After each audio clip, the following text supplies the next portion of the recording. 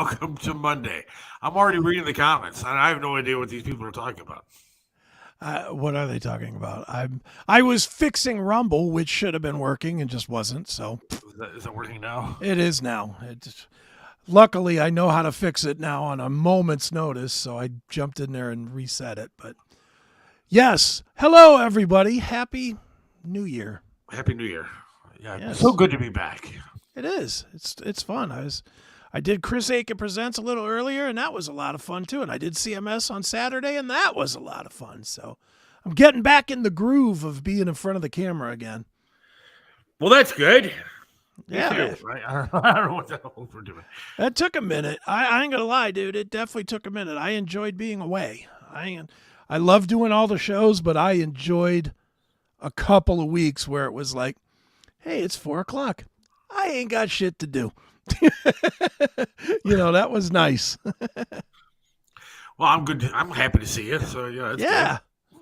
I haven't seen you, or we haven't talked a whole lot in the past Not real, dude. couple of weeks. I know that you like to go into your little cave and hang out and do your thing, and that's where I left you. And I did that. I did exactly that. It's funny, Neely on CMS on Saturday said the exact same thing about how we didn't talk one time during the break, and we only texted twice. Like I just went into hibernation for a little while. I mean, not so much, but my problem has been everybody's been sick over here, except me. How's everybody feeling? Not great, but Really? yeah, everybody's still coughing and hacking and whatever. My son and my daughter, one that lives with me, one that doesn't, have COVID. Wow. And my mom, I don't know what she has. She has the same symptoms, but she went to the doctor and they said it's not COVID and it's not pneumonia, but she's still coughing so bad that she can't take a phone call. So Wow. I don't know how I've avoided it because I've been everybody's, maid, I guess, making sure everybody has food and water. And, the funny thing, dude, you're going to laugh at me for this, but so my son, Mike, who lives with me, usually handles the house shit, the house stuff. I forgot we're not supposed to be swearing today. For the house stuff. And, the dishes in the dishwasher, washing clothes, running the Roomba, that type of thing, right? All those things. Yes. So he's been so sick that he hasn't done this stuff, obviously. I couldn't have been more clueless if you would have dropped me into the middle of a brain surgery. Dude, I felt like such a dummy. I'm in there trying to wash some clothes, and I don't know how to work the washing machine. I'm pushing buttons, and it's giving me like the do, which means that it's not working right, or it's not, I have something that's set up wrong or something. Right.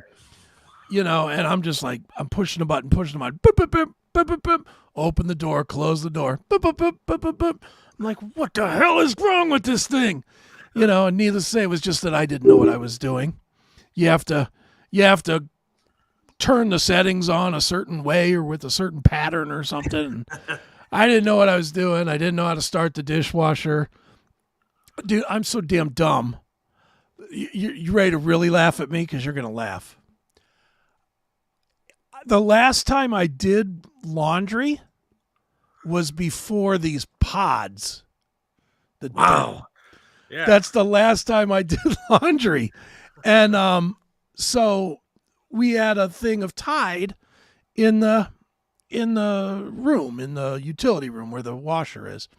And I'm like trying to open the stupid thing, and I can't figure out you have to squeeze like two little things and then turn the lid to get in. Right. So I turn this thing, I turn the lid, I look in this thing, and there's all these little rubber things. I'm like, what the hell is this? Looking at it, and it was a Tide pod, or the pods.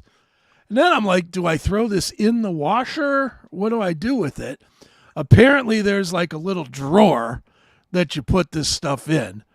So I figured that out, and I got it in the right place. But I didn't know when I say I didn't know what I was doing, I literally had no idea. It's shocking because you could design a website for, in about 10 minutes. You can't figure out the laundry. Yeah. Computer programming, got it. But washing clothes, forget it. Dude, I was probably in the back room trying to figure it out 20, 25 minutes. We've had a problem with the dishwasher for the past few weeks. Right. 3-4 weeks. And then sometimes I click the circuit breaker like in the garage, and it would go back on. Yeah. But for the most part, nothing. I get nothing. Oh. So for like 3 weeks now, it's been dead completely. And there's just a bunch of dirty dishes because, I bought paper plates and like plastic forks right. and stuff for the house. And my family, for some reason, ignores the fact that there's literally 92 plates that are sitting there that are paper that you can eat on and then just toss them in the garbage. So they have to use the other plates and the silverware instead of the plasticware, which could literally cut through my desk. I mean, it's good plasticware. Right. And they decide to use the stuff that you need to wash in the dishwasher. So now there's been a dishwasher full of dirty dishes for like 2 weeks because I can't figure out how to get this damn thing started. I get home from work today. I said, screw it. I'm just going to try the circuit breaker again and click it off, click it back on. I go inside, dishwasher's on. So thank God I was able to start some dishes today. It's been a crazy couple of weeks since, we last talked. I mean, and there's a couple people listening that know Sandy, some of the job stuff that I've been going through. I don't really want to get into all that. Sure. But there are some, things that I'm kind of going through and figuring out. There could be some definite changes coming my way. There could not be. I don't know. So we're going to hold off and see. Yeah, we'll see where that goes. What happens.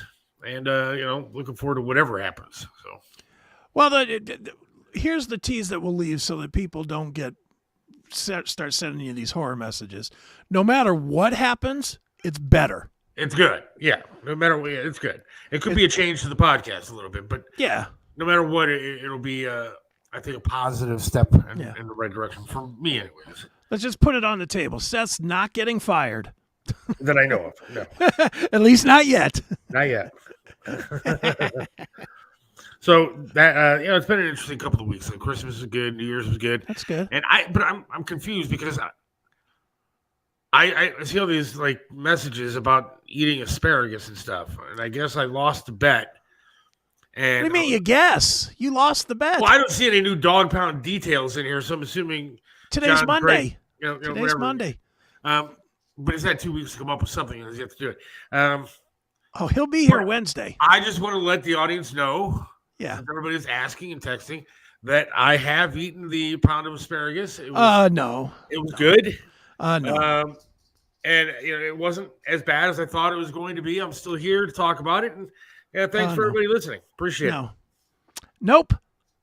I have been wheeling and dealing behind the scenes. There's no wheeling and dealing behind the scenes. Oh, there is. Mr. Billy Morris will be showing up at your door on Wednesday at exactly 4 p.m. with the cooked asparagus. But I already ate it. See, that's no. Well, you did a warm-up. I actually had a pound and a quarter. It was really... You did a warm-up. See, that's what it is. It was good. So you did a warm-up for the real payoff, which is on Wednesday.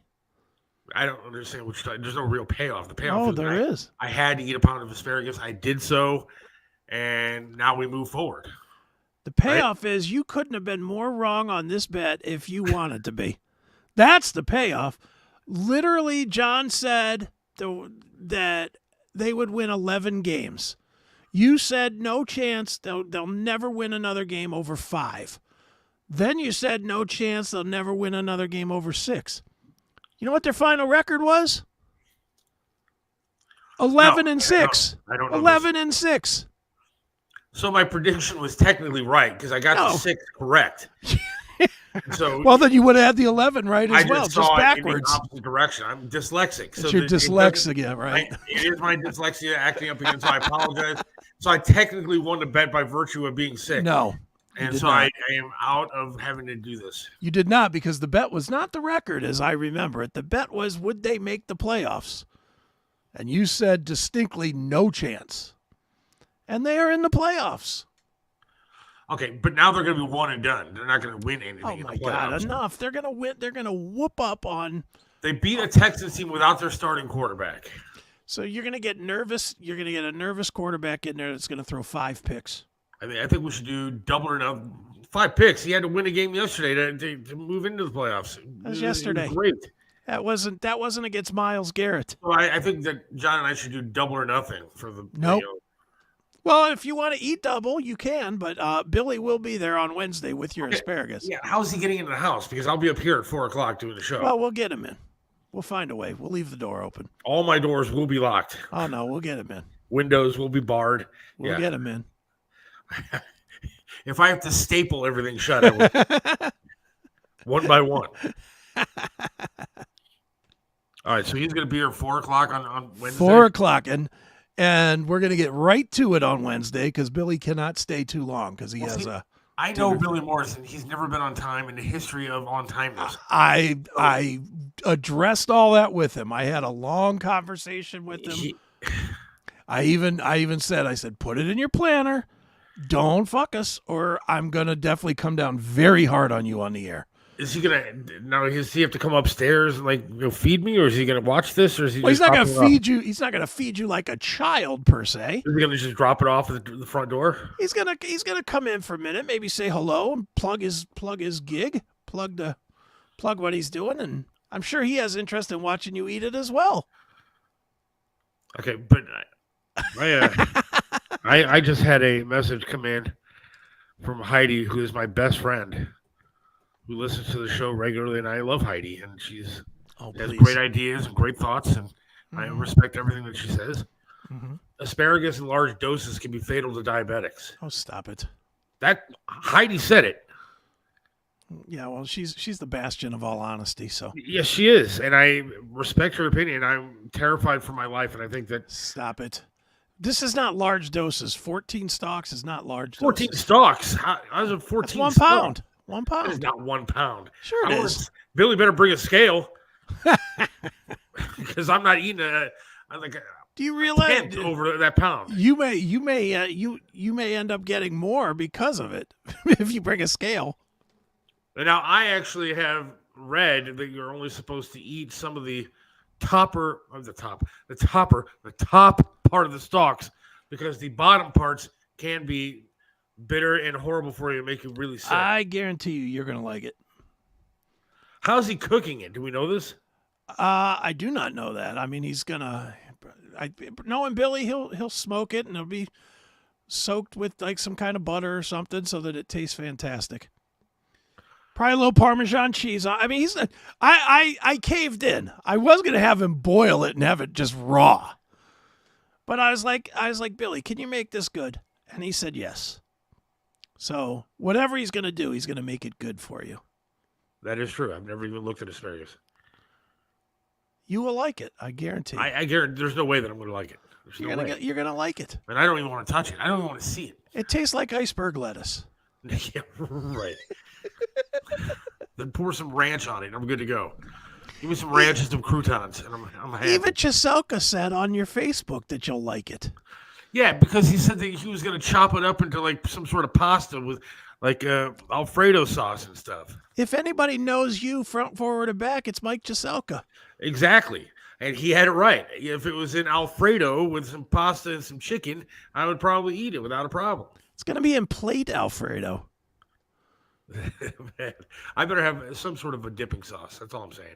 Water. Is John Drake going to be on the line to see this? John is going to be on to see it.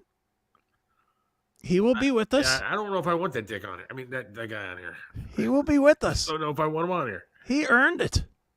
He took the bet. He was going to wear the James Harrison jersey. No, he wasn't. He never would have done it. Yes, he would have. No, if I know anything about John, he would honor his bet.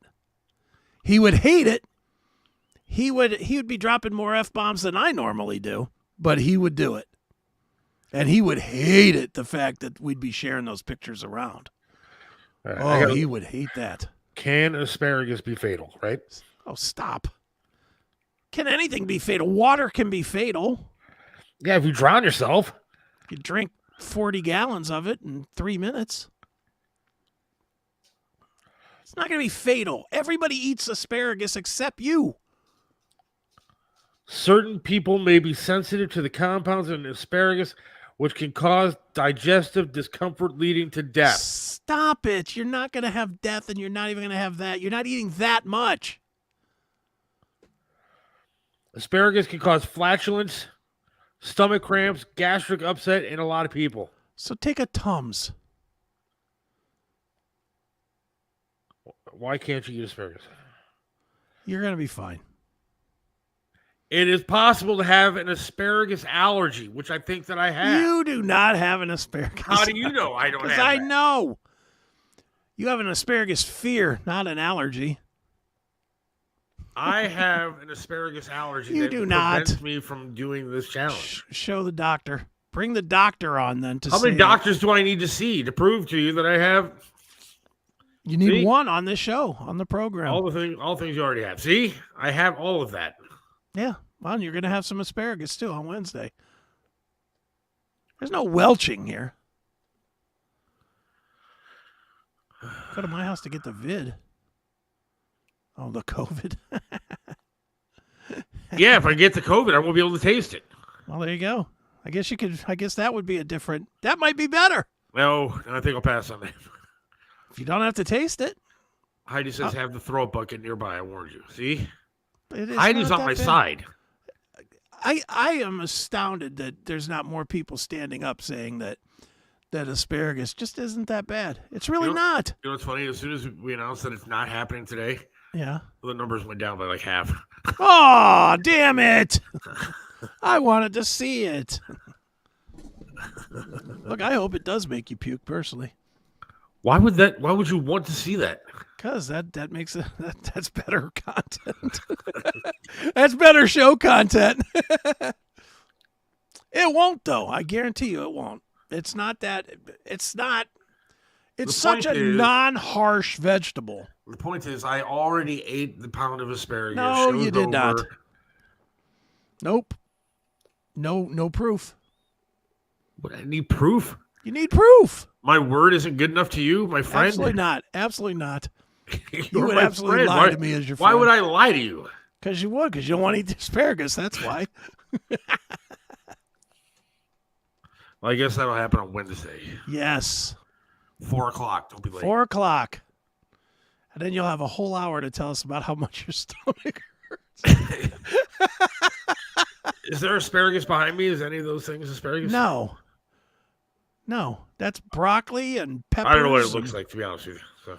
Yeah, it's broccoli and peppers and whatever. None of that's asparagus. Have you had it? Asparagus? Yeah. I like asparagus. Yeah, I've had it a ton of times. Lie. I love it. I eat it all the time. I like asparagus. Well, I mean, the good thing is that I have no faith at all in Billy Morris. So Well, that is the wild card, is that Billy... I'm fairly certain I'm not eating anything on Wednesday. I'm probably 60-40 he shows. The fact 40. the fact that he knows that I'll be really annoyed if he doesn't show, and we had a long discussion about it, not just a hey, can you show up at Seth's on Wednesday, but it was like I'm talking to him like, this can't be like everything else, Billy. You have to show up.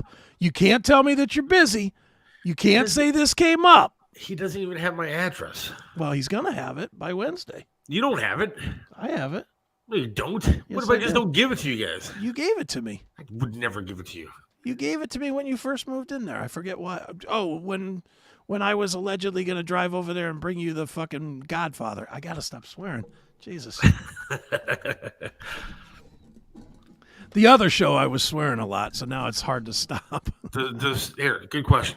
We got to, does Seth get a pass if Billy does a no-show? No. Absolutely, I get a pass. Absolutely not. It's game over. No, That's not you guys. game over. You guys made That's the not rules. John's fault. That would be my Hey, fault. you guys make the rules. You're the judge. You are the arbitrator for this entire thing. All right, and as the judge, I'm saying you don't get a pass. If that guy is a no-show, that means I have a. Absolutely not. It's a non-issue anymore. Absolutely not. I'll send my daughter over there with COVID to deliver it to you. Then you Seth can eat probably Seth probably gets sick after the first bite and have to cancel the rest of the show. That's not a bad idea. That's a good idea. That's a great idea, actually. As long as you puke, it's good. So if I don't like it at the first, and then after the first bite or two, Got to be a full puke, not just spitting it out. I can make myself puke. It's got to be a full puke. I tried to be anorexic once. It's got to look like somebody punched in the stomach after 2 big McDonald Land shakes. Agreed. Seth, he gets a pass. Yep. No, well, I don't care what Scott says. No. I'm the arbiter here. Do I need my gavel? Tony should have been. I got my gavel right here. I've ruled. Do I need my Judge Aiken wig? We're going to see if Tony Massash is actually going to be back for the show. I'm assuming he's going to be. Where is Tony? I don't know. I talked to him a couple of times over the break. Okay. He sent me some videos that were kind of funny. Where is he at? I mean, is he here or did he go I think he's still here. I think he's still home. He didn't go on vacation or anything? I mean, it's been like 2 weeks. Time for him to go out again, isn't it? we believe you're... I'm not a good thrower-upper, man. It's not pleasant. I don't like that kind of... I don't throw up a lot. And when I do, it's awful. All the better. I love it. Like, not to get gross or anything, but like when I get sick like that, like it takes me forever to throw up. Like I feel like I have to, and it's just a lot of... And then like 20 minutes later, maybe something comes out. 20 minutes later, you get that roll at the bottom of your stomach. That and just kind of...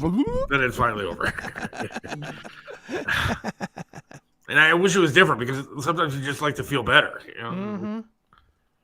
I know when I used to drink like crazy and I would just drink myself into almost throwing up, that's when I would just start pouring the water in just on purpose to make it, just so that it would hit my stomach hard and out it would come. Sometimes you have to. It's going to be like when death row inmate gets their final meal. I'm telling you, I think you're psyching yourself out. I do that with everything. I think you're going to get down to it and you're going to be like, that wasn't such a big deal. I was literally talking about this with my dad like the past couple of days. I overthink every friggin' thing that you could possibly think. Yeah. Literally everything. Because I'm telling you, asparagus is slightly more flavorful than celery. So but it's not a whole lot of flavor. No, not at all. It's definitely not like a hot pepper. I mean, we could have gone that route. We could have had you eating hot peppers or something, but we went easy with asparagus. Asparagus is kind of like celery. I mean, it has a taste, but it's not like a harsh taste at all. It's really not. Drink tomato juice before you eat it. What would that do? I've never had tomato juice. So what would that... You've never had tomatoes, so that wouldn't work. I've had tomato soup. Is it the same thing as tomato juice? Tomato juice is it's just like cold tomato soup. But does that coat my stomach or something? Is that going to make me feel better, or is that going to make me feel worse? I don't know what Gunner's talking about there, but Gunner, what's that going to do to me?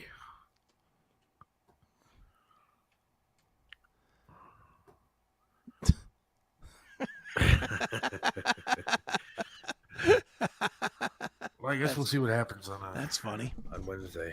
We got Doro Pesch coming up in just a few minutes, right? Yeah, we should. She should be coming on to talk about her new album, Conqueress, Forever Strong and Proud, and she's the best, man. She is absolutely the best. So I'm excited to have Miss Doro come on and talk. She was supposed to be on a while back, right? She was, and then the holidays got in the way.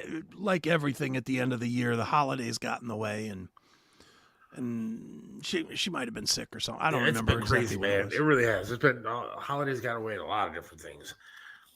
Did you get anything good for Christmas before we get Doro on here? I didn't really get anything, period, other than I mean, I got some small stuff, but nothing like magnificent or nothing. I didn't even hardly celebrate it. I didn't see my kids. Your kids are a little bit older, right? So, yeah, my kids are in their 30s. But at this point, do you still get them a bunch of stuff, or you give them money? No. Do you do anything, or do you guys give gifts, or money? Or truth is we never. The minute I got divorced was kind of the end of holidays for me, because I only celebrated them because she did. Like I'm not holiday guy at all. Like, I don't like to celebrate my birthday. I don't really celebrate Christmas, Easter, none of it. You know, it's all just days to me. And I find it, Christmas especially, silly that I'm going to wait all year so I can buy you something that's marked up and overpriced. I just get them stuff during the year, you know. So as far as I'm concerned, whenever they want something or need something, that's Christmas as far as I'm concerned. See, now, me, I'm the opposite. I love every holiday like it's the last one. I want it to be special and happy and fun. And like my wife and I got into it because a couple days after Christmas, no, it was New Year's, she wanted to take down the tree. I said, "You're not taking down the tree." Right. She's like, "Well, why not? It's after Christmas." I said, "Because you are the death of Christmas. Why would you take it down? I don't want it to be over yet. I'm not ready for it to be over yet. Leave the damn tree up." But she took it down. So immediately after all the Christmas decorations were down, I said, "All right, get in the car." She's like, "Where are we going?" I was like, "Drug Mart." She's like, "Why?" I said, "Because now we are replacing everything that has a nail in the wall that you took down for Christmas with Valentine's stuff." Ugh. Because that is the next holiday. So now every wall that had a Christmas decoration now has Valentine's. The garland that I had that was around the banisters of my house to go up and down the stairs that had, Christmas garland on it now has Valentine's garland on it with little hearts. So you play the fake holidays too? Oh, every holiday. Sweetest Day? Of course, Sweetest Day. God, I don't decorate for Sweetest Day, but I got to get my wife stuff. Please. A holiday. And so I already planned. I saw all the St. Patrick's Day stuff. That'll go up after the Valentine's stuff. March 14th? Then Easter. Do you do March 14th? What's March 14th? That's the guy's Valentine's Day. Look it up. Is that? Oh, yeah, I think I know. Involves a steak and something else. I wish I celebrated that more. Yes. Then Easter, of course, I will decorate the house with Easter. And there'll be little eggs and crap like that all over the place. And then 4th of July, it'll be all red, white, and blue now. So my wife said, "Well, do you want me to leave the Christmas tree up and we could just decorate it with different lights for each individual holiday?" I said, "No, that would look kind of weird." So now the mantle has different lights for every holiday. Will you celebrate Juneteenth? I will. I will absolutely. You will? Yeah. I will not say on here what those decorations will be. Of course not. I don't know what. Yeah, no. But you said you celebrate them all. I gotta explore the options here. Yeah, I'll see. I don't know what the lights to put on the mantle for that one would be.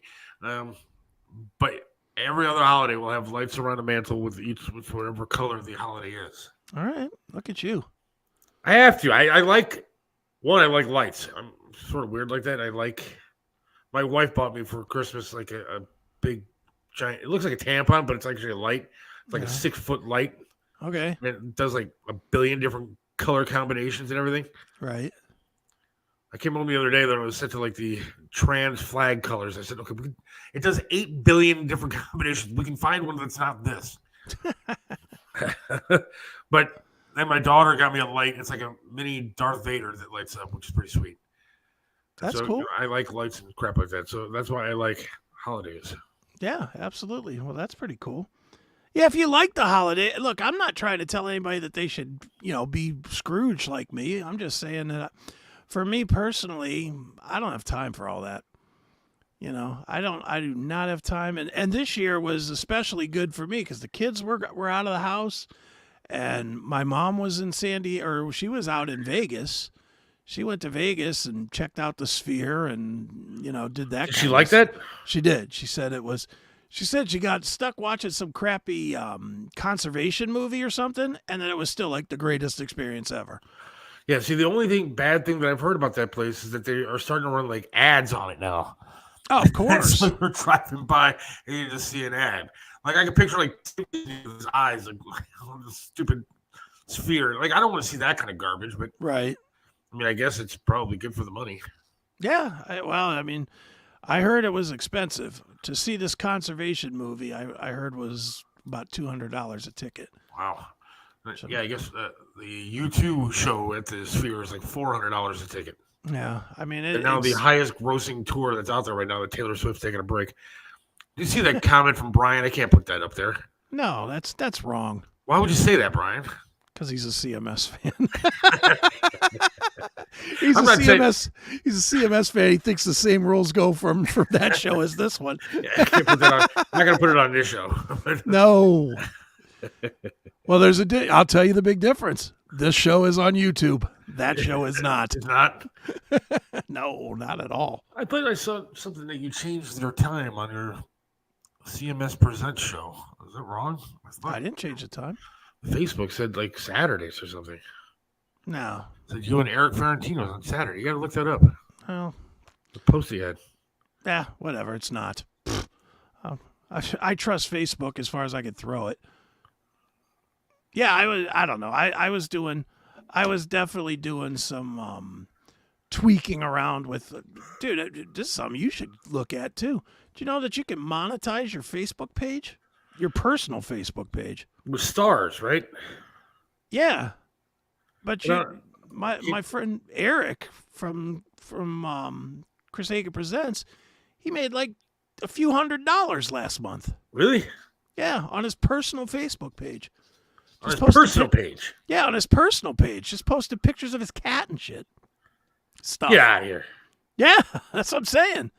I'll have to show you how to people do have to. It's like stars, right? You pay like a penny for every star. I don't know what I did it. I mean, I set it up. I guess it is the stars, but I don't see any place to click stars on my page. But I got the notice. Does he have a fan page or is it a personal page? No, I did it on my page too, on my personal page.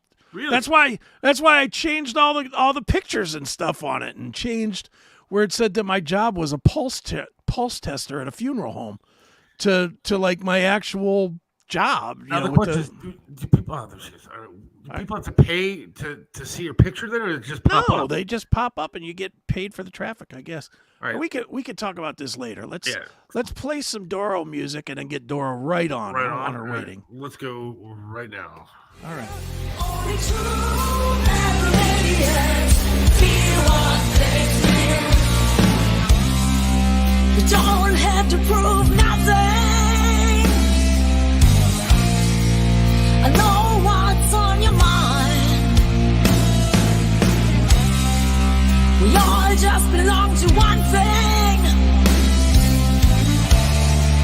We all are one tribe. I know that it's time.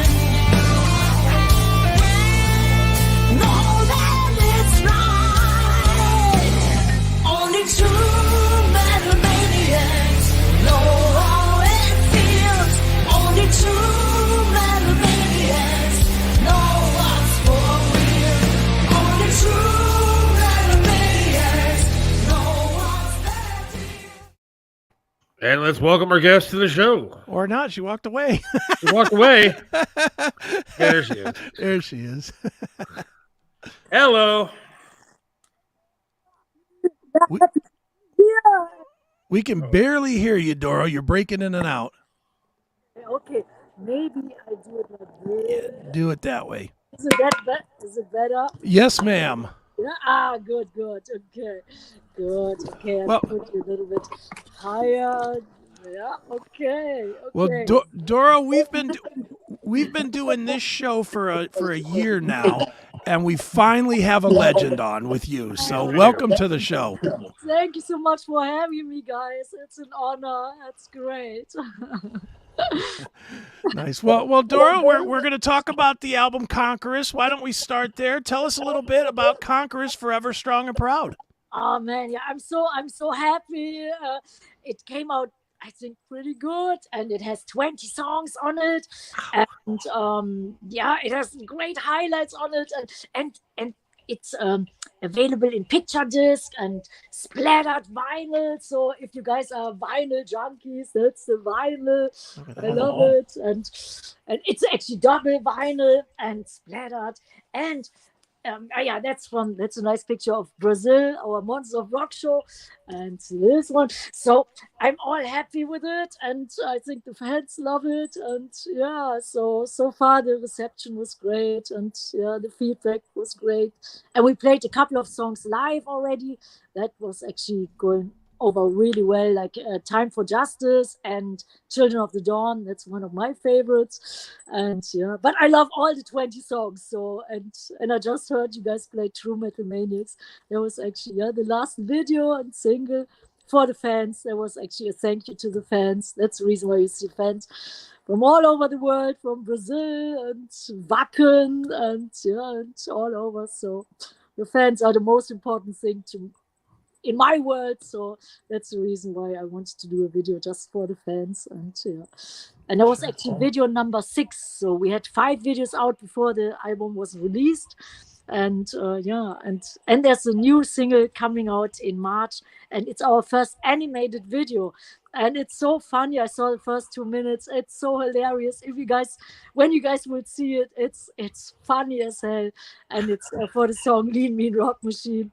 And so far, everything is going really good. That's good. So what's it like touring around the world? I mean, here in America and versus Germany, what's it like? What are the differences? Actually, I love America. I'm a big fan of America. I always want to go to America. And in '86, I could do my first promotion tour. That was actually for our 3rd album, True Steel. I had 3 days in New York, and then after 2 days I stayed, and I loved it so much. And then we did this album Triumph and Agony. You can see it here in the background. Oh, my fingers. There, you guys, you remember this one? That's awesome. Yeah. And we did Triumph and Agony. I got hooked up with great people. So and then I became I'm a green card holder, a proud green card holder for over 30 years. And I love touring America, of course. And I love touring the world. It doesn't matter, small club or big festival. Of course, I like some festivals, like, for example, Wacken. Did you guys know of that festival, Wacken in Germany? Big metal festival. Did you guys hear? Yeah, right. Yeah, that's like, wow. When you play there, that's really special.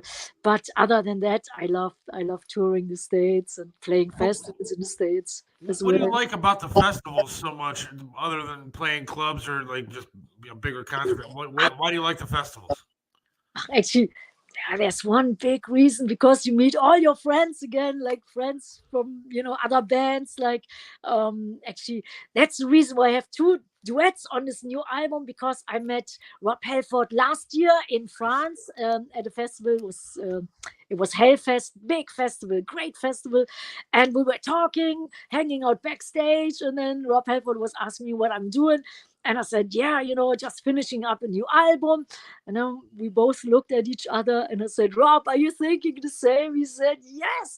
I said, shall we do something together? He said, yes, it's about time. We are friends for a long time. It was my first tour in 1986 with Judas Priest. It was on the Turbo tour, and we always stayed friends. So we met at this festival, and then, we said, shall we do something? And and then I said, I would love to do Living After Midnight, because I'm a big fan of British Steel album of Judas Priest. And Rob Halford said, I have a song I always wanted to do with you, Total Eclipse of the Heart. And I thought, wow, that's really unusual choice. And then we did both.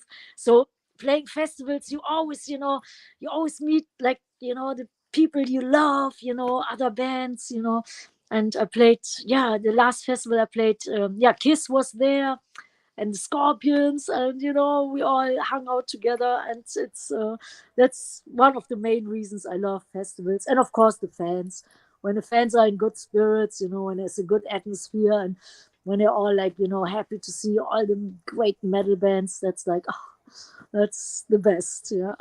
Right on. Well, Doro, one thing that I've seen recently is that you're getting asked a lot about your personal life. For the first time that I've noticed in interviews, you're getting a lot of, are you going to retire? Is there relationships, et cetera, et cetera. And I don't want to ask that necessarily, because like I said, you've been asked it a zillion times. But the one thing that I still don't know is, what do you do when you're not on stage or on a bus or traveling? I mean, do you get to a new city and investigate the town? Like, when you come to Cleveland, is there a coffee shop that you like, or is there a place you like to go? I mean, what do you do in each town? Because obviously the show is 2 hours. The travel's not the rest of it. So what do you do to keep busy? Usually I always hang out with some fans or friends, and usually I have like people in every city, in every town, and then when they're coming to sound check or when they come to our tour bus, then then we hang out and we have a bite to eat, talk about whatever is interesting. So and and the fans, that's my life. When you ask about the personal thing, the fans, that's my family. I love them more than anything in this world, and and hanging out with the fans is the most important thing to me, and checking out what they are doing, how life is treating them, and it always gives me inspiration to write songs, and and then I can always feel it out, what what people what their taste is, and or sometimes we talk about good old times. Usually people love old school metal songs, so and then I say, hey, can you write another song like Oh Yeah or something, or I Will the Ruins, and usually we talk about music. Right. And when I'm by myself, then I just walk around, soak it all in, get like the atmosphere. I love Cleveland. Cleveland was one of my, favorite cities to play. I have great memories. We played, it's the place called the Agora, right? Yeah. We played there many times. I think we played there with Megadeth as well, and some other clubs. And Cleveland was always pretty much our number one city to play, along with Chicago and New York, LA, but Cleveland had like the most diehard metal scene. So I remember that well from the early 80s on. And that's great. And I remember one time there were some fans, they were showing me their new motorcycles. And, my band was there, road crew, tour manager, everybody. And then, we all said, wow, great motorcycles, Harley Davidsons and all that stuff. And this one guy said, hey, you want to, drive with me? And I said, oh, cool. So I hopped on the motorcycle, and then, he went away, and I thought, man, I don't even know that person. I hope I will still be okay, making this show. And, and the road crew and the band, I said, oh my God, Doro, where are you going? And, but I must say, I could trust the fans with my life, always have, always will. So, and then we just, took me to see like a little bit, like we drove, I don't know where, I don't know, the part of the cities where it was pretty cool. And he was so happy, like his new motorcycle. And then, That's awesome. So that was like, that stuff I do when I'm on tour. And My wife sent me a message saying that you always have hot guys in your band. So I guess good for you. But well, they're not my boyfriends. They are. But my question is it different being in a metal scene like this, being a female artist? Is it a little bit tougher? Is it easier? What's it like going up with those guys like Halford and everybody else? Is it more difficult? Oh, no. I would say I got always treated so good. They were always very gentle, very nice, very supportive. And and I toured with so many great bands like Ronnie James Dio and Motorhead and Judas Priest, Megadeth. Everybody was always super, super nice and, so cool to me. I never felt like I was different. I always felt I was the singer of the band, and I never thought it was a disadvantage, and I never thought it was an advantage being a woman. I was just doing what I loved. It was actually more you had to fight for your music, in the beginning, in the 80s, metal wasn't so accepted. So, sometimes, you had to really fight for your band, for your music, So, but being a woman was always cool. And the guys in my band, they were like my big brothers, and the road crew as well. We always take care of each other. Sure. And and that's there's a totally deep friendship, family kind of feeling. So but I love music so much, and I love the fans so much, so people knew I was serious about it. I wouldn't give up in 1-2 years, or when it gets a little bit tougher, which I remember we always said, good and bad times. It always went up and down. And then you just have to hold on, do your best when time is not on your side, but it doesn't matter. What doesn't kill you definitely makes you stronger. So sometimes, we felt, oh man, we're supported by by the universe, by everybody, And then in the 90s, when grunge was so huge, that was a little bit more difficult, but it was okay. It was okay, Well, and that's one of the interesting things about your career, Doro, that I did want to ask you about was right around that time, because you took a swing, not at grunge, but you took a change musically when you did like True at Heart and even Machine to Machine, which were very different, very mainstream sounding records for you. Industrial kind of, industrial drum and bass. It was different. It was different for you. Why did you try that approach? And more to the point, once you were done, what convinced you that you needed to kind of go back to your roots and stay a little more true to the traditional metal sound? Yeah, I would say every record was kind of a sign of the time. Okay. And I remember, do you have a minute and I tell you the story? Yes.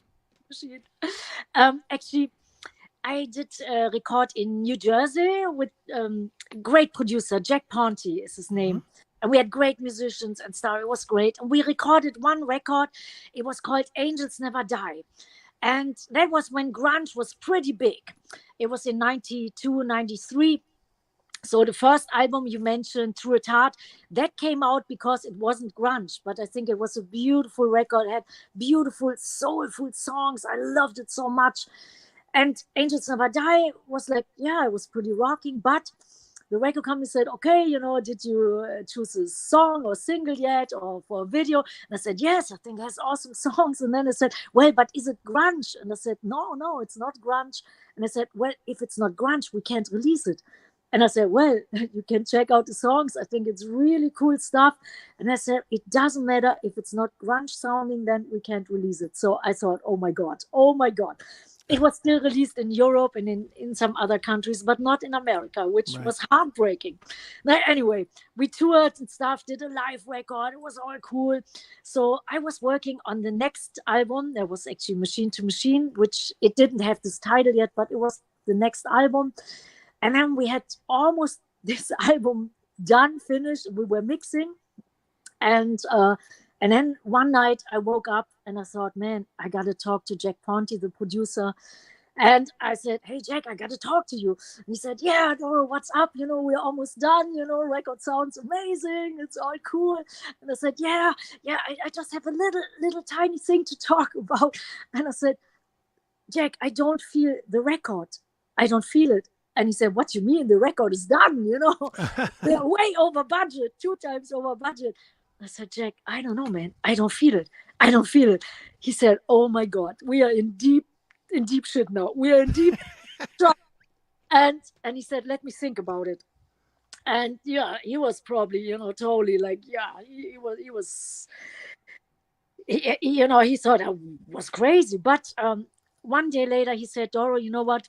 If you don't like and if you don't love the record, it doesn't make any sense. So I will try to figure it out. So a couple of weeks later, he called me up. He said, Doro, come to the studio. I have 2 guys in there.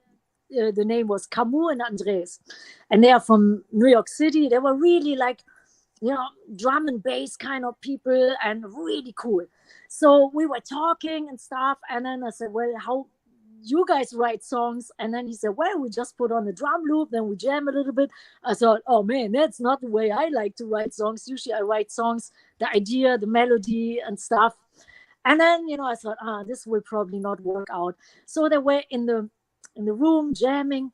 I was in the lobby and I thought, oh man, I was like pretty, confused because the record was not what I wanted. So we were, doing something. I was in the lobby and suddenly I heard something sounding like, wow. And it became the song, The Wand. And it was a drum loop. And I immediately ran into the room and I said, well, to the engineer, give me a microphone. I want to sing to it. And Jack Ponty, who is a fine guitar player, great guitar player, he took his guitar and then we jammed a little bit. I sang And that's the song, on the record. It's called The Wand. And it was a totally different feeling, but it was so new. I saw it so sexy. It was different, yes, but I loved it. And then I said, Jack, that's what I want to do.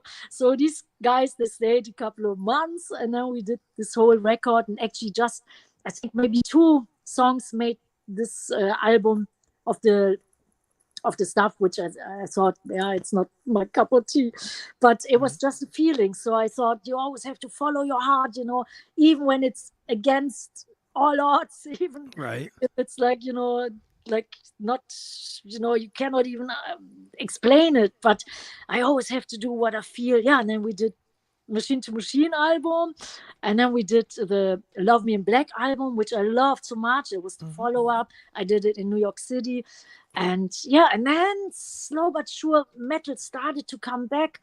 I wasn't conscious about it, but somehow, everything changed again. And I thought, oh man, I don't want to do, any computer stuff anymore. I want to do the real stuff. And then we did our album Calling the Wild, and that was actually the first American release again. And then we hopped on tour with Ronnie James Dio in America. The favorite tour. It was so awesome. A 3-month tour with Ronnie and Yngwie Malmsteen. And this album did actually really well. And it was the first, release worldwide again, Calling the Wild. And the first album with a duet on it. It had 2 duets on it with Lemmy of Motorhead. And it was like, oh, that was Love Me Forever and Alone Again, a song Lemmy wrote on his acoustic guitar. He was a great guitar player. So, so sometimes, you do things, but I guess, you have to follow your gut, your instinct, your heart, even when it's not, when other people don't understand it. But it was a tough time. The 90s, it was a tough time, guys. It was. Oh, everything definitely. Changed, so, but, Well, Doro, the other thing too that I wanted to ask you about is, and I know you're gonna tell me I'm being too kind, so we'll get that out of the way now. But as well as everybody knows that women in metal has really taken off in the last couple of years, the last 10 years or so. And you are held up as the person that kicked that door down. And that's from people that I know that are not just new people like Ginger or Plush or whatever. I'm talking about some of people that I know, Veronica Freeman and Leather Leone and stuff, that are older, but even they who have had 20, 30-year careers point to you as the person that kicked the door down. So when you look at it as that person, do you see what you did as influential, or do you think that it just worked out that way for everybody else? Actually, I'm happy when people have good things to say about me, when people felt inspired or motivated, when I could be a good force in this world, in the metal world, then I'm so happy, and it always felt good. I always did what I wanted to do. I didn't think of, anything. I didn't think of whatever being a trailblazer and stuff. I just did it always like 100%. I always gave it my all every single day. And and if somebody felt inspired, I'm so happy. And if it makes girls look good, that's great, because in the 80s, you guys probably remember all the videos, like the MTV VH1 videos with all these heavy metal bands or rock bands. There were usually these girls, super beautiful, but dancing half naked.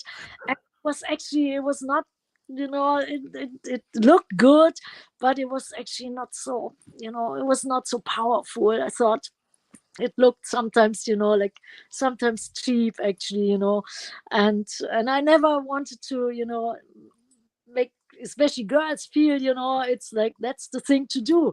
It's great when you look good, when you dance sexy, but I think there's more to it. So I always, wanted to give it like a lot of power, in a human way, and I think there's nothing wrong with being sexy and stuff and, moving, on stage, like, like cool, or I had, cool stage clothes on, but I always try to not show too much skin, to not make it look like it's like, the bimbo kind of way. So, And metal, I think that was above everything. It was not male, not female. It was just metal. It was powerful. So, but I'm happy when people have good things to say about me. But I didn't do it on purpose. I just did, what I thought would be the right thing to do, and I always did it like with full power, and always with a lot of heart and soul, and Now, you've seen everything from the 80s up until now. How different is the music scene now, whether it's touring or streaming and all that kind of stuff? It is a lot different than back in the day when like you said, MTV doesn't play any videos anymore. No. And so, now you got streaming too on top of it. So how different is it, the music scene? It is much different. On one hand, I think it's great. So many more great ladies are doing it. When I started out, there were maybe a handful of great ladies, like the Girls of Girls School, I remember, or Rock Goddess, or, Lita Ford, Joan Jett, Lee Aaron. But that was pretty much about that. And some other girls as well, like you just mentioned, Leather, and some other bands, but it was very rare to have like female musicians or female singers. So now it's much better balance. I think great talented ladies are doing it, like Elisa of Arch Enemy. So many great people like Lizzie Hale of Hailstorm, and so like I'm friends with both of them. Tarja Turunen, the ex-singer of Nightwish, or Floor Jansen, now the singer of Nightwish, and even some great girl bands like Nervosa, from Brazil, or Crypta. So I love it. I think that totally changed. I think so many great female bands in all kinds of genres. So I think that's great. I miss the great old times, like being in record stores. I miss record stores that they, almost are vanished. That hurts. I was sometimes 24 hours in a record store, especially in New York. They always had Tower Records, and I was in there every night, till 6 o'clock in the morning. And I miss that, the record stores. I miss vinyl. I always try to keep it old school, keep the good stuff alive, like doing still vinyl edition and CDs as well. Yeah, the streaming, like you heard probably from many artists, man, it's like, it's very hard to survive only on the streaming stuff. It's like, it's almost impossible. So, you have to do something else, like merch. For us, Patreon is very important, like the fan club for the diehard fans. I always work on that the diehard fans have something really great, that they get, like, the old bootlegs, which I try to collect from all over the world, or T-shirts or stuff. So, or some personal, like, phone calls or Zoom calls. We always, take care of the fan club, of the Patreon people. And while touring is still great, when I started, actually touring was there to promote the album, and we always had like tour support. And now I think that word tour support doesn't even exist anymore. Right. No, it doesn't do tour support anymore.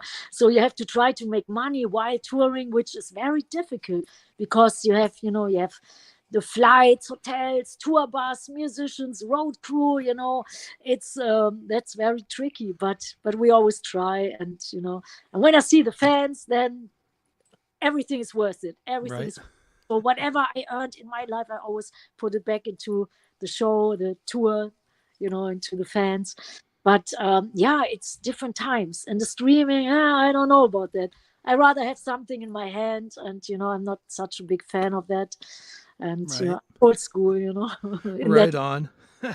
Well, there's no reason not to have actual merch from you, Doro. You have this great new record, Conqueress, Forever Strong and Proud. It has all kinds of great merch to it. It literally does. And Doro, where should we tell people to go to buy the merch and to keep up with you and tour dates? Because I'm going to imagine that we're going to see you here in the States in 2024. So yes. Actually, I wrote down the 2 festivals. We are confirmed already in America. It's in Houston, Texas, the Hells Heroes. That's March 21st. So that will be the first festival. And the second festival is M3 Rock Festival, May 4th in Meriwether, Columbia, Maryland. So I'm so happy to see you guys over there. And then we will put a tour around it. And we have many festivals worldwide. And yeah, you could go to check us out. Of course, all the socials. Doro Metal Queen, that's Instagram. Facebook is Doro Pesch Official. And the website is doro.us. And and Patreon, it's doropesch.com. So, or Doro Pesch, I don't know exactly, I just do music. Doro Pesch on Patreon. And and we are on Twitter or X now and TikTok, everywhere. Just, put in my name and then you can see it. And the tour dates usually are on the website, doro.us. That's the one. I did notice some perfume on the website, male and female, so I might have to pick some of that up. Oh, it smells heavenly. The female version has a little bit vanilla in it, and the male version smells really good too. I always have the male version when I feel like, when I want to feel tough. Then it's but I love it both. Yeah, they call it actually True at Heart. And perfume, and there's jewelry, like, these 2 axes there. It was in the limited edition in the box set. So there's tons of stuff. And in America, the merch is Merch Now. And then Merch Now, it's Doro Pesch. So Europe and America, they have different merch companies. Because of, it's easier to ship something from America to America.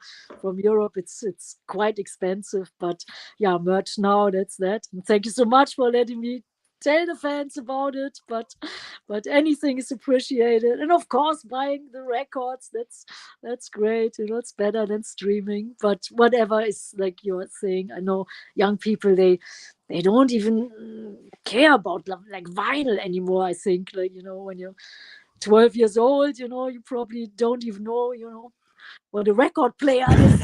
It's crazy. Well, we can't thank you enough for coming on tonight. We know you have other things to do tonight. So thank you so much for being on the show tonight. I thank you. It was great. I had great fun.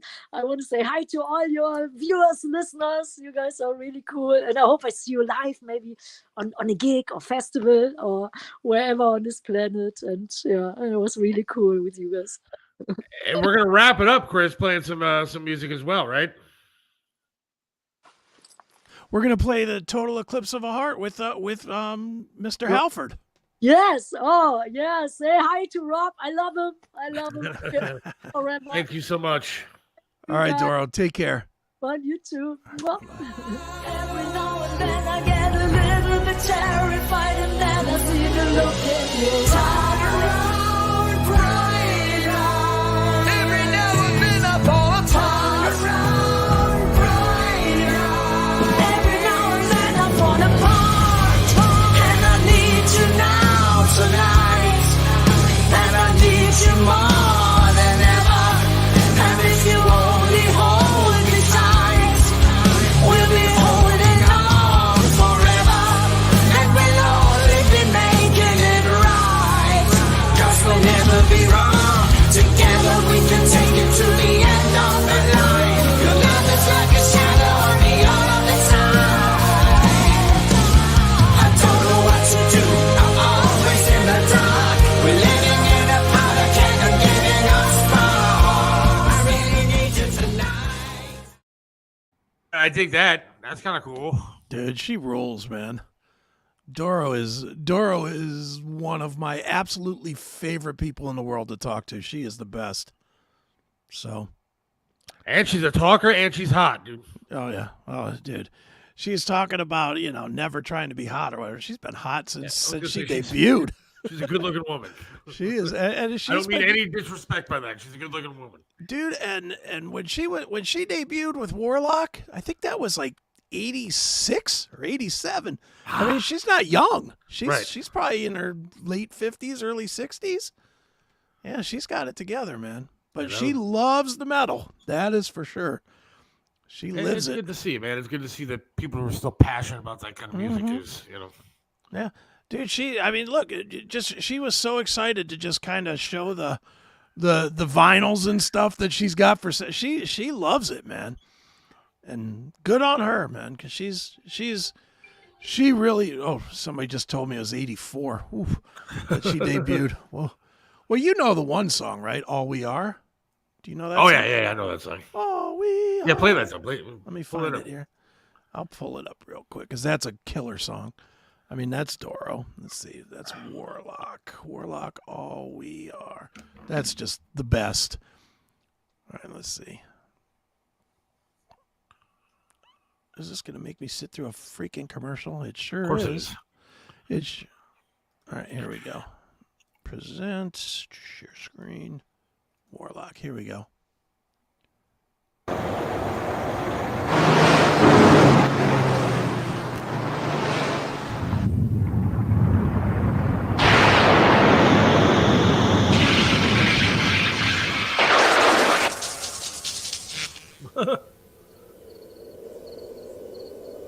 I love the 80s. I know, videos were so fun.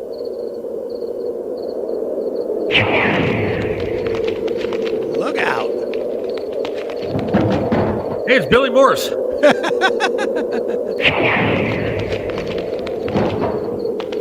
It's looking like a pandemic concert.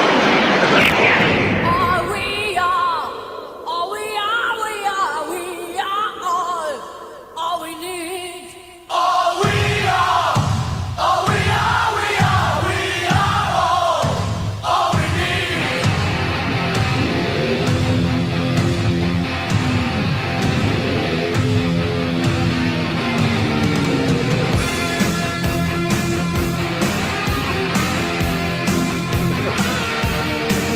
There's beauty in the heart of the beast, fear behind the eyes of the thief. I know you know we're all incomplete. Let's get together and let's get some relief. All we are, all we are, we are all we need. All we are, all we are, we are all we need.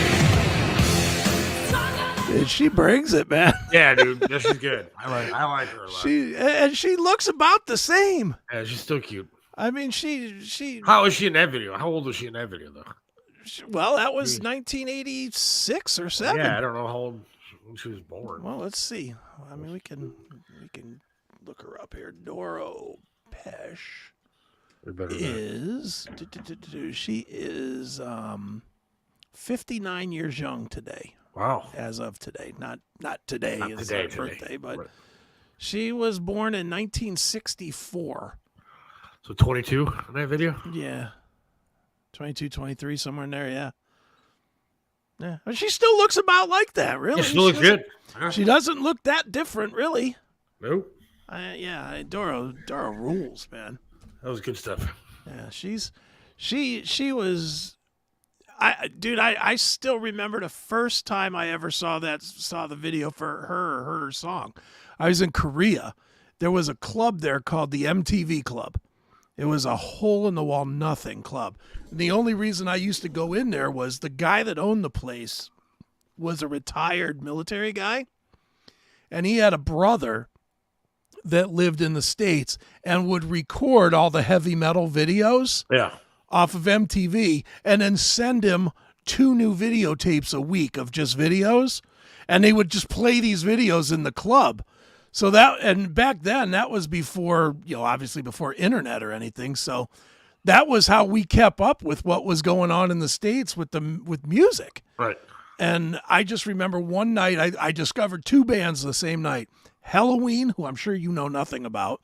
And Heard the name, though. yeah, you might know the song "Eagles Fly Free" or "Keeper of the Seven Keys," but and then the other one was Doro with "All We Are." I just remember the first time I saw that video, and I was like, "Wow, that kicks ass!" And it's a chick.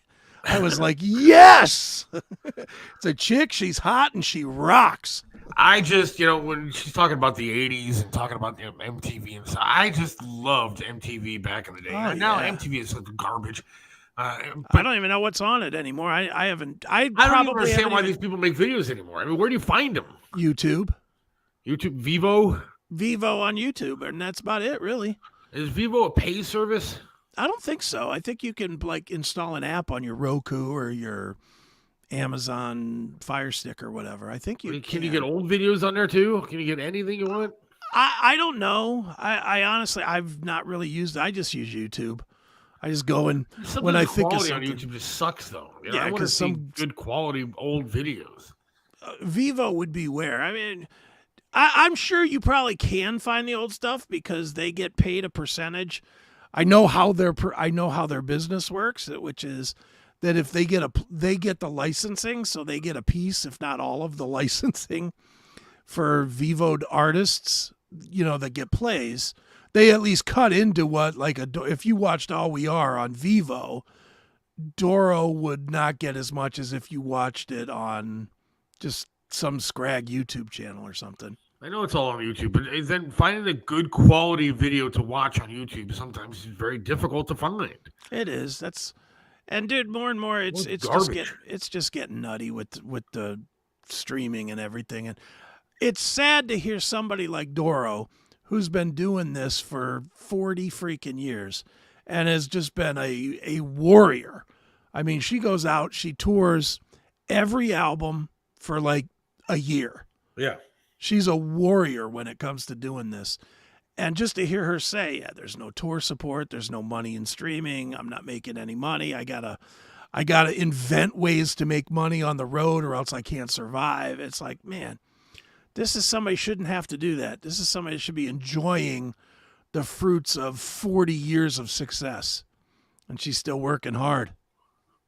Yeah, but you look at her website. I mean, I guess I was on I'm on the official website, but it's not the U.S. one. Yeah. But it's still in English. I don't know what I'm on, but I mean, the tour site's playing Berlin, Hanover, Germany. Yeah. Well, she's German, obviously. Yeah, I know. I mean, she lives there. But it's interesting to see, and then all of a sudden in the middle of it's just Texas. Yeah. Well, she'll fill that in. I will guarantee you. Spain. I mean, that's awesome that she does Yeah. that. Norway, she's playing. Finland, she's playing. Yeah. United Kingdom. Yeah, I mean, she's all over the place. I mean, that's cool. Dude, she really is in the metal world. I know you're not a hardcore, old school metal person. She's really top of the food chain, man. I wasn't just kidding when I said we're having a legend. I mean, Doro is.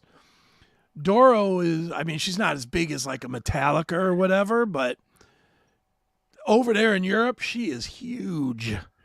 She is she was one of those during the pandemic that was playing at drive-in theaters where people were coming to the drive-in and she was running around the drive-in playing shows and people were honking their horns and stuff when in between songs and whatnot. It's crazy that she's doing like phone calls to like fans and stuff. Yeah. To make a couple extra bucks on that stuff. That's one, that's a sign of an artist that loves what they do. Yeah. But two, that's crazy. Well, dude, how crazy is it that she said every time she goes to a city, she has friends in every city and she just goes and hangs out with friends and talks about music. She lives this life. She lives metal. How cool is it? The guy who had a motorcycle and she just got on the back of it and took a Yeah, ride. Jesus. I want to be that dude. That dude's got balls. Be like, hey, come on, get on the bike. Yeah. Yeah, she did that today. She'd end up dead in a ditch. Downtown Cleveland, she's gonna be shot 10 times by 10 guys. Exactly. but hey, good for her. She's lived her life to the fullest and she keeps doing it. And the new album is kick ass, as are all of her albums. I mean, she really hasn't put out a dud either. That's a whole nother thing. She has like 20 albums. They're all good. That's crazy. That's nuts. I mean, usually, dude, even the biggest ones in the world, Metallica, Megadeth, Anthrax, whatever, pick a band and I'll name you a bad album from them. Right. But, Metallica, Doro, I could definitely name a couple. yeah, there's several. But Megadeth, too, several. I mean, all the major, even like Korn, even if going further, bands with half the legacy, like a Korn or Disturbed or whatever. Those bands have bad records. Doro doesn't have a bad album. She really doesn't. She's a freaking trooper, man. I just found out Billy just texted me. He said he's not available on Wednesday. No, he did not text you that at all. I think he did. No, he Pretty did sure. not. I'm pretty sure it says that. Nope. I mean, oh wait, I read that wrong. We do have another band. Metallica is booked for Wednesday at 4:00. They'll have to wait. In the entire 2 hours they will be on. So they'll have to wait. No asparagus being eaten. Nope. I'm sure James Hetfield, those guys, they're all super into health. They probably help you along with eating it, Seth. I sent Billy Morris a picture. I'm going to send this to you. If I send you a text, can you put it on the screen or no? I can. Email it to me and I can do it. All right, I'm going to email this to you. Yeah, email it over and I'll put it up. There we go. And sent. All right. My wife actually found a picture of Billy Morris online from back in the day. Let's see here. I'm waiting. There it is. Let's see here. Who is this? Billy. Oh. Is this just to get even with him for? Yeah, absolutely. Making asparagus? Yeah, you got to put this on asparagus. The screen. If you want to see what Billy Morris looked like back, I don't even remember what band he was in. This is probably Kid Wicked, or no, it was before Kid Wicked, I think. What was the name of some other band? Was it like Priscilla or something? I don't know. It was some SOS, Spit or Swallow. I don't remember if he was in that band or not, but let's see here. Share screen. Billy Morris.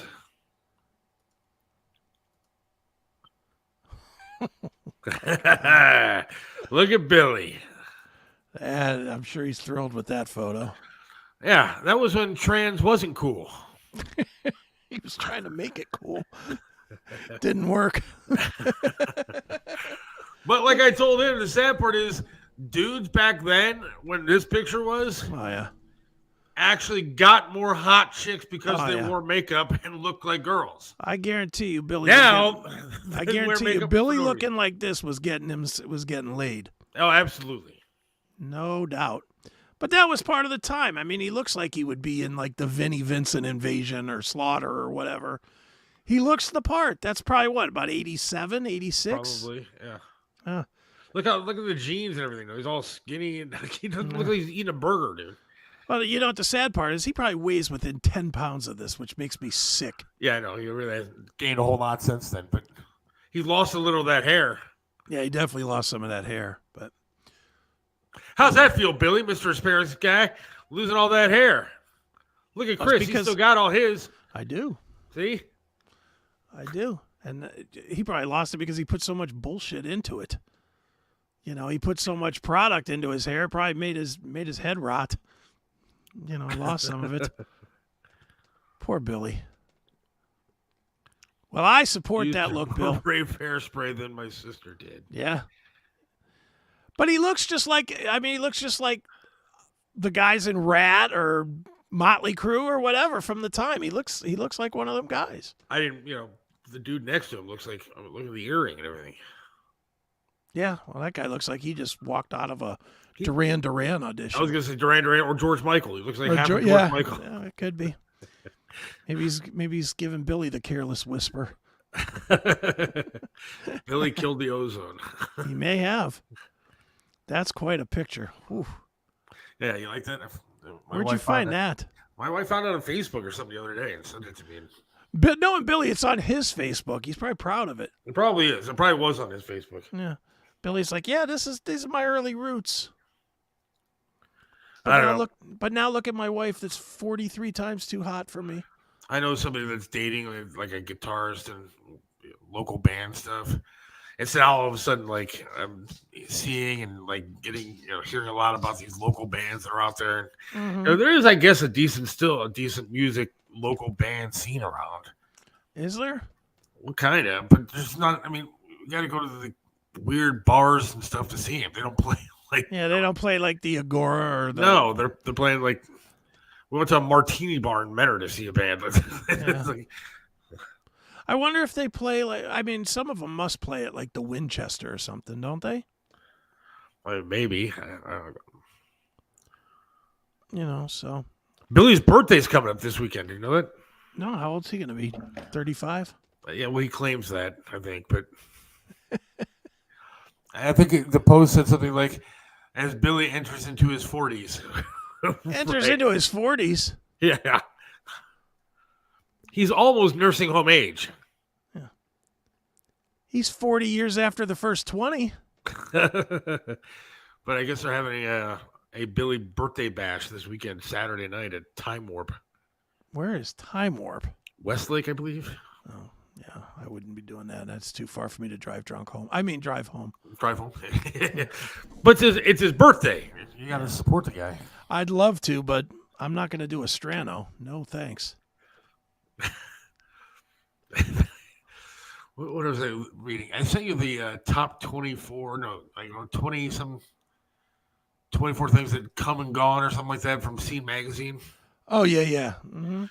And one of them is news anchors driving drunk or something like that. I'll tell you what, and this is going to sound awful, but I'm going to say it anyway.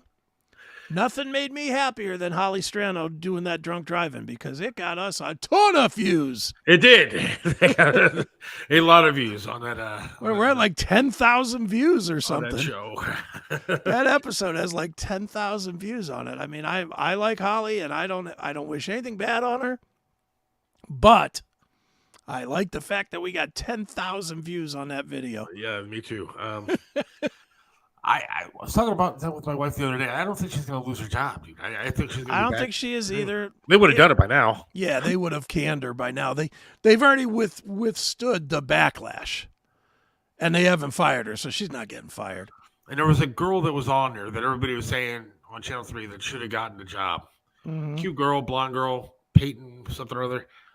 And everybody, was talking about, oh, you should get the job. You should get the job. And then all of a sudden she quit out of nowhere. There wasn't any kind of like, hey, you're good luck in Washington or good luck in Pittsburgh or something like that. She didn't say anything about going anywhere. All of a sudden she was just done for. And my theory, I don't know this, but my theory is she probably found out that Holly's going to be coming back and was like, screw this, I'm out. Yeah, I could be totally wrong on that. That's just my theory. Yeah, could very well be. It's as good a theory as any. They would have, I think, in my opinion, I think they would have gotten rid of her if they were going to by now. Well, I think the fact that she didn't actually hurt anybody helped her. Yeah. If she would have hit anybody, even if they didn't get hurt really, but if she would have wrecked into another car, I think she's fired. But I think the fact that it really, and I'm not defending it, so save your comments, but the fact that she kind of hit an inanimate object saved her job. If she would have caused any kind of real damage to anything other than her car, Yeah. I think she's fired. But and now it'll be the tour of, hey, I went to, therapy and yeah, of course, counseling, and I'm better, and I'm sorry that I did this. I don't wish anything. I like her, so I don't. Wish I like her anything bad on too. But at all. But yeah, she'll probably write a book. probably get more rich off the She pay for a lawyer. She might. I mean, she has to pay for her lawyer somehow, so why not? She could easily scribble out a book. Gunner has a sister-in-law update. Showed up on Christmas by herself, driving the car that Charlie modified in only 2 months, but had a titanium leg, doing great. Oh, that's great. That's awesome. Charlie did a good job. That's fantastic. Charlie's Auto Repair in Lakewood. Check him out. Especially if you're an amputee and need your car modified. Yeah, there you go. He's becoming a specialist at that. He is.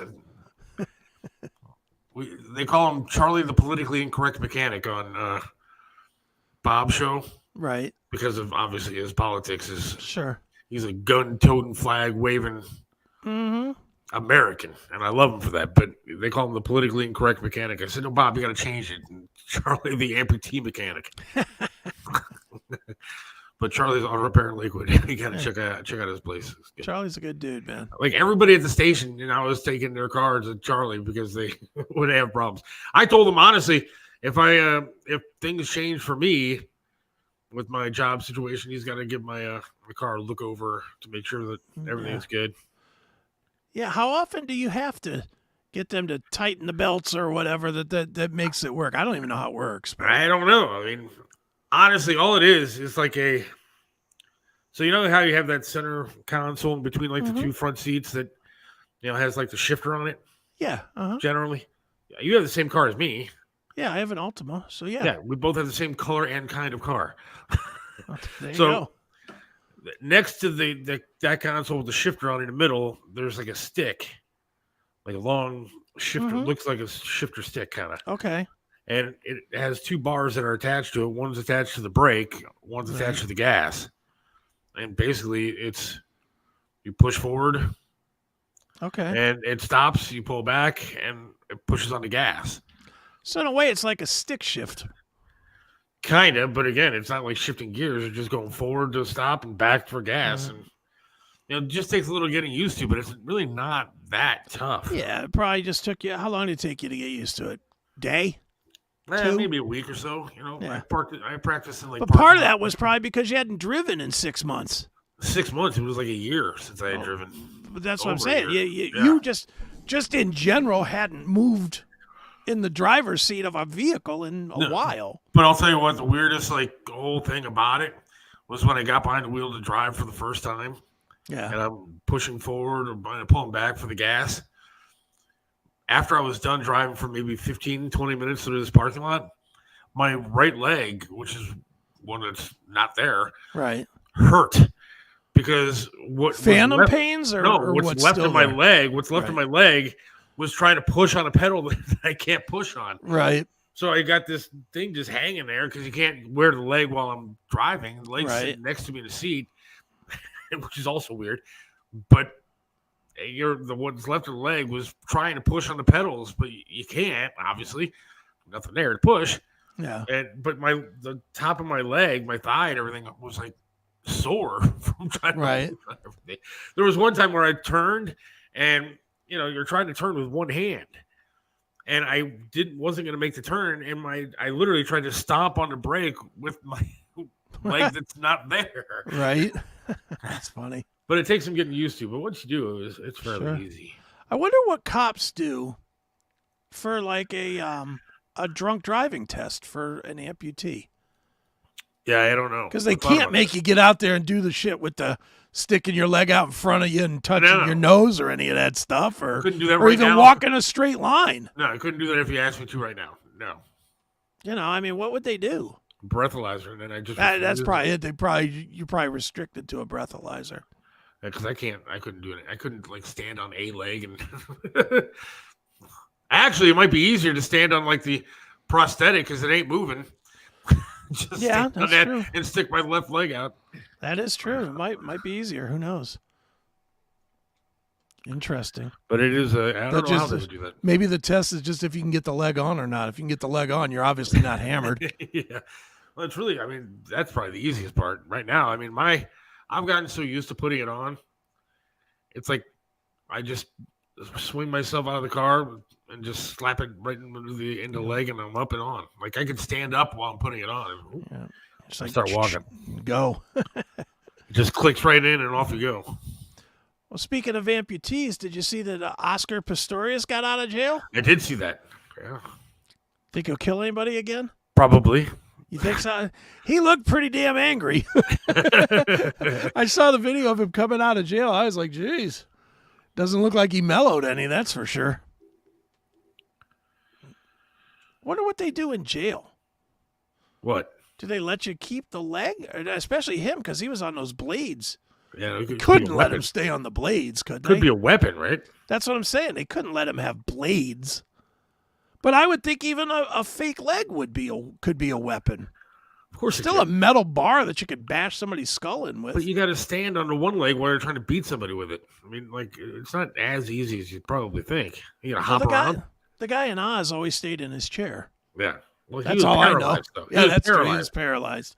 He did have his legs. They just didn't do anything. I would imagine you probably get some sort of special treatment, right? They can't stick you in Gen Pop with a prosthetic leg because you're going to get your ass kicked every day. Yeah. Yeah, they probably do. They probably have some sort of, not solitary confinement, but protective custody or something. Somebody is going to topple you over and take your leg, and then you're going to be fucked. Yeah. Screwed. So, yeah, I don't know. Yeah. Be some sort of I'm sure. Maybe there's a prison for amputees. special amputee prison. There might be. There could. I know we're saying that sort of joking, but How joking are we? All right, we got to go, but I want to know that. Like, I don't know the answer at all. what happens to amputees in prison? Amputees may be treated differently in prison due to their physical condition. They may receive accommodations or special consideration based on their individual needs. So see, you're going to go to, if you ever go to It's prison, important it's to gonna be note. cush. Yeah, it's important to note that prison policies and the treatment of amputees can differ from facility to another, but generally, I think that they're okay. Oh. What to do with prosthetic leg when someone dies? Prosthetic components are generally not reused. They can be disassembled, and somebody can use the components shipped to third world countries for use by landmine victims. And look at that. Are you a bury guy or are you a cremate guy? I never really thought of it until I almost died a couple of years ago. So I think I'm leaning towards the cremate guy. All right, because I was say, if you're a bury guy, wouldn't you want, at least for the showing, to have the prosthetic leg on? If I'm going to be buried, whatever they do with me, I guess Taking a leg with you, right? yeah, I hope I don't know. But if I'm going to be buried, I want the leg with me. Yeah. But the thought after, I don't know about you because you almost died too, but after almost dying, I remember too much from almost dying that I'm worried that I'm going to be buried underground and remember a lot. Like they're going to bury me and then I'm going to be having these thoughts and go, what the hell's going on here? Yeah, but the difference is you didn't die. You almost I know. died. But we don't know what it's like to be dead. And so, there's that close to death thing that I remember stuff that I was thinking. And so that would be kind of terrifying to be buried underground and have that. I'm thinking that it's, well, what would be worse? Buried underground and you can't do nothing about it, or being thrown in a fire and being cooked into dust. Yeah, but how long does that take? Takes a while, dude. I mean, I used to work at the crematory. It takes about an hour and a half. Okay, so you got an hour and a half that you're going to be like, oh my God, this really sucks. So as opposed to being buried underground where you don't know how long you're going to be thinking this really sucks. Yeah, but you're dead. You don't know what you're thinking, though. You don't know if the brain is still doing something under there. Being burned hurts a lot. I know. I can only imagine what you've gone through. And so I don't even think It about hurts. that. An hour of that might be worth a week's worth of feeling awful. Quite honestly. Yeah, I prefer not to. I don't think there's any real good answer to this one at all, but No, I don't think so. But I honestly think I would rather be trapped in my mind than trapped in a fire for hours.